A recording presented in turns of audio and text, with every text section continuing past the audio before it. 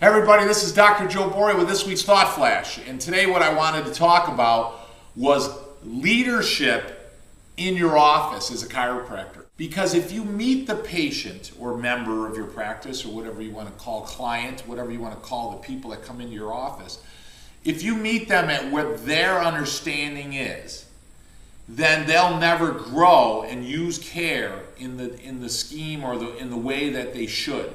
And therefore you'll never develop a lifetime family practice. Let me give you an example in what I'm really talking about. And that is, let's just take back pain. I mean, if you grab 1,000 people across the country and you say, what's chiropractor, what's the point of going to a chiropractor, or God forbid you use the word treat, but what's a chiropractor treat? They're going to say back pain, neck pain. And understand, that's what they're coming in with. So the patient that walks in and says, oh my God, I've got horrible neck pain, horrible headaches, which I get all day long. I mean, in my office, that's what new people often come in with. And that's okay. But if you meet them there, if all you talk is neck and back pain, then they'll never have an understanding beyond what you do or what their concept is or their value of what it is you offer as a chiropractor.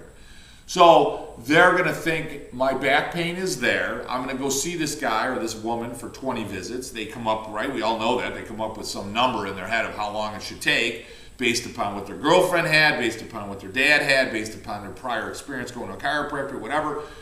And they'll say, okay, I'll come in 20 times. And if their back pain's gone, they're still going to think the world of you. They're going to think you're great and that you did an awesome job, but they're not going to come in anymore because what's the value of coming in? And if their back pain's not gone, God forbid, right, they're gone too.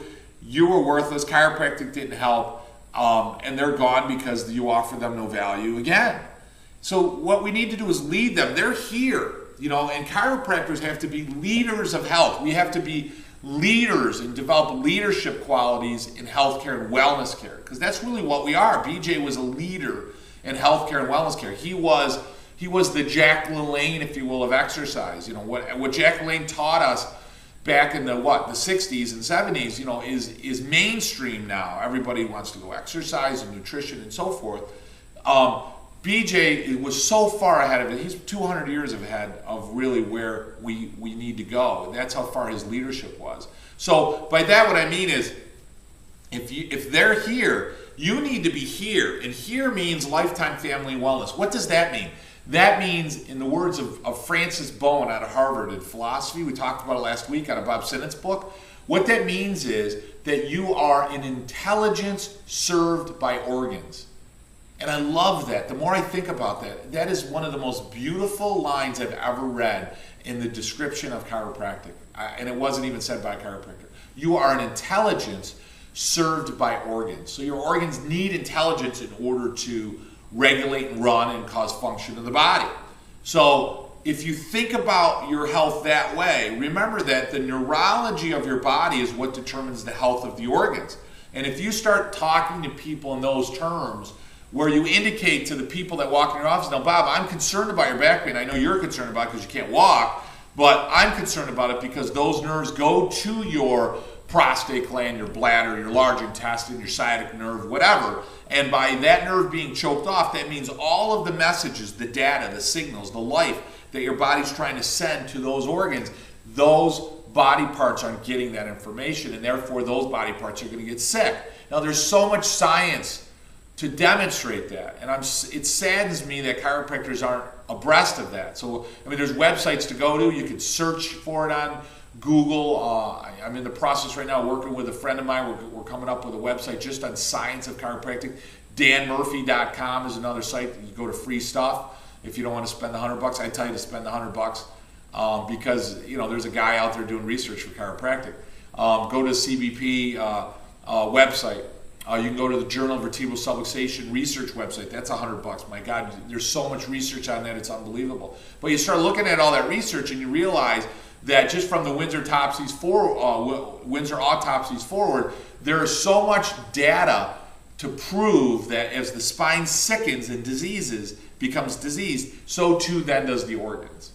And now we're reading research on loss of curves and cerebral spinal fluid flow and myelinization of the spinal cord itself and the ventricles and how healthy they are by the loss of flow based upon forward head posture. I mean, it is absolutely amazing, the research out there. So we should really be happy and proud and excited about the research that's coming out. And by reading that, what happens is it increases your certainty, it increases your passion, it increases your dignity. I mean, I don't even think chiropractors have dignity and self-respect. And boy, it's sad. It's sad that we're not excited. And I think some of it's your fault. Not to be, hard on you, but if you're not reading the research, about the neurology of the spine and the neurology of the health and how the adjustment improves that, it's no wonder why you're so influenced by so many other factors out there, and that weakens you. I always call it armor and ammunition. I like the idea, and that's one of the reasons I strongly encourage you to join a coaching program. I'm going to be a little biased and tell you ours is the best, but there's a lot of great programs out there if we don't fit for you. But the reality is you need to get some armor, and your armor is going to be your level of certainty. And you need to have some ammunition, and your ammunition means that you need to know this research and this data so that when you're challenged by people and you take some shots and you take some hits, you can certainly have conversation with people in a loving way, in a way that you realize that they don't know any different, where you can hand them papers and show, hey, look at your loss of curve, Mayo Clinic, or Journal of Geriatrics, or Journal of Spine, or here's the Windsor Autopsies, or here's the Jang study, or here's a study out of the neuroscience. And you can just start handing them research to show that when their spine is out or when they lose normal function of their body, that the neurology is affected and they tend to develop more disease. I mean, you could go right to the flu of 1918, the epidemic, and you could read the research by BJ and how the care by chiropractors was greatly far superior to that of the medical approach back in 1918. And I would still challenge that today. I really believe and know that if you put a bunch of people on a chiropractic care, we've got the respiratory burst just with the neutrophil and how it actually, the white blood cell, how it engulfs the virus or bacteria based upon improved neurology. As you improve the neurology with the adjustment, you improve the respiratory burst, and therefore the white blood cells increase their ability to kill infection. I mean, all of that research is there. Why we don't know it? And I went over that with you weeks on the Colter study and the Rupert study on geriatrics. And oh my God, I could go on all day. There's an enormous amount of research, but you need to know that research, and you need to have it in your office, and you need to be able to discuss it. And that's your ammunition. And by ammunition, again, you're not firing a shot to hurt somebody.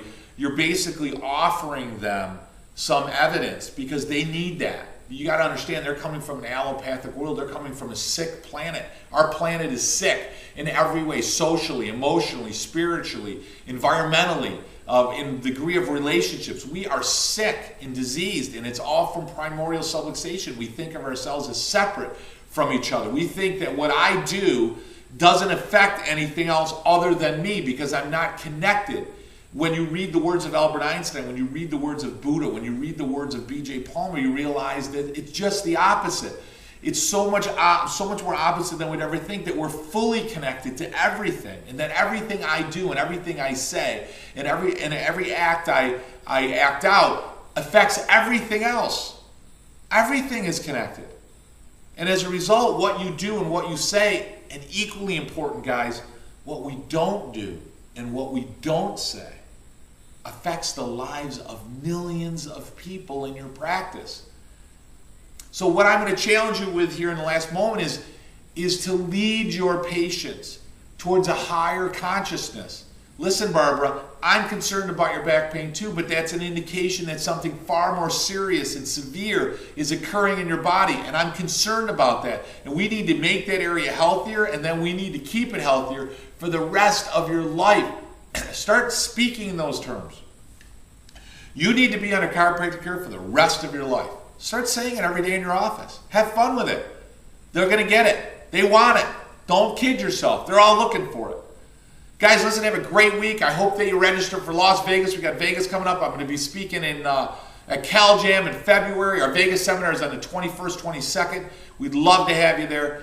This has been Dr. Joe Borio with this week's Thought Flash. Guys, remember, may your innate flow from above down. Have a great week. Serve with passion.